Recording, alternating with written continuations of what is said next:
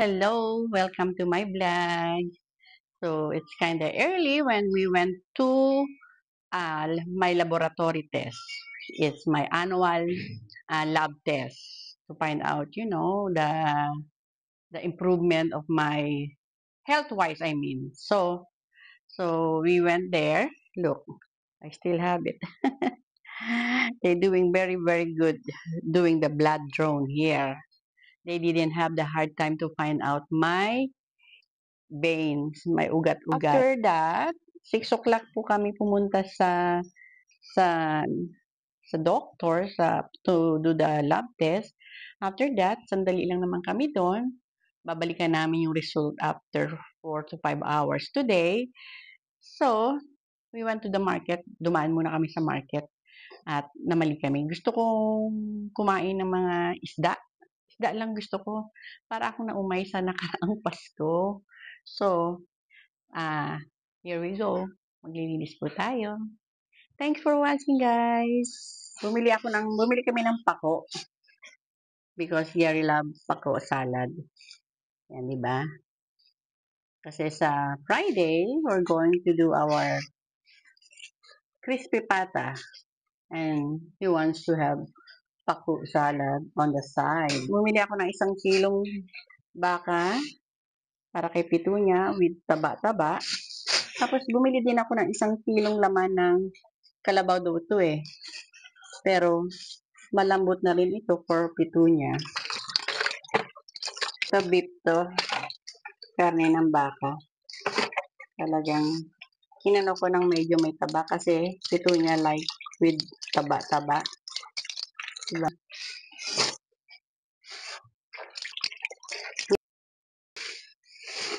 Ito naman, meron tayong bangus. And ito, meron tayong mga tilapia.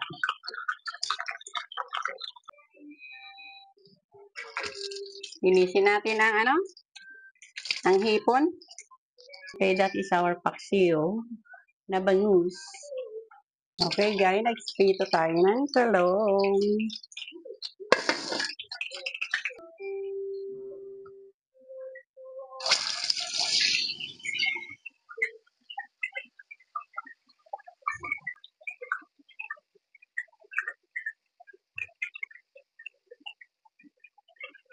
Susunod naman natin ang ampalaya with corned beef. I watched this with my one of my pinapalo na vloggers. Shout out to Jerlyn and Louie Boy. Sa inyo ko po nakuha itong ampalaya with corned beef. Itatry ko po.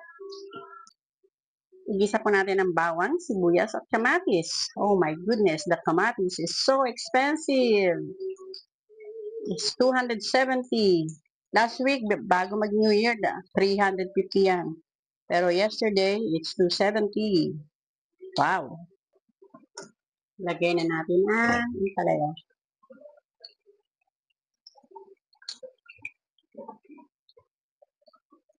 Yan. At haluin lang ng konti para hindi mapait ang ampalaya. Sabi nila. Yan, luto na siya. Let's eat po.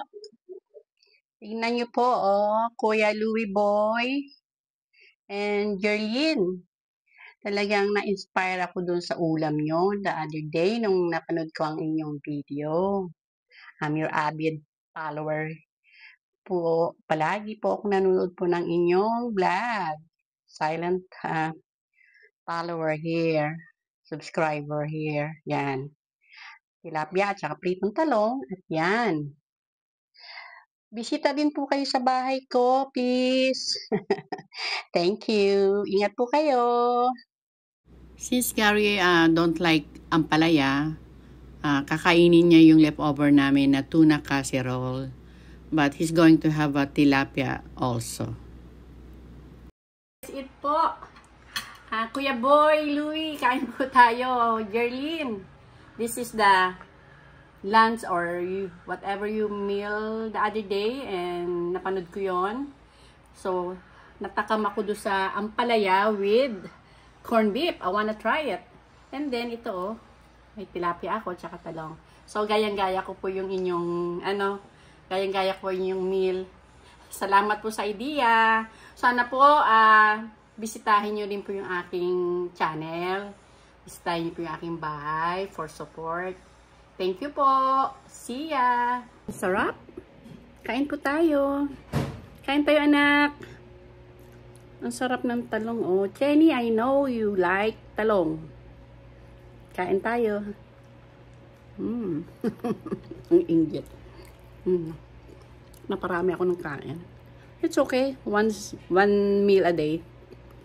And my husband is laughing at me. Tikman natin yung ating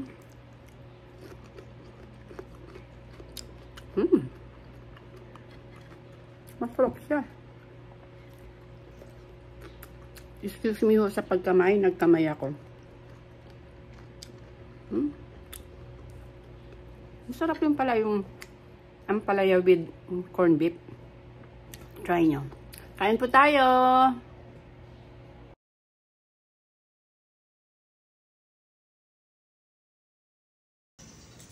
At ito na nga po ang ating crispy pata.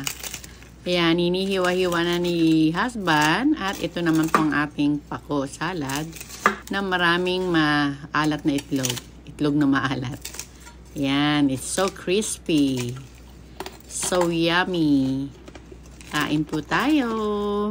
At nagdagdag po ako ng manggang hilaw na may bagoong. Tapos gumawa ako ng sausawan. Tapos, yan, hinalo-halo na ni husband ang pako salad para mag-blend ang lasa. Kain po tayo. This is our lunch for today.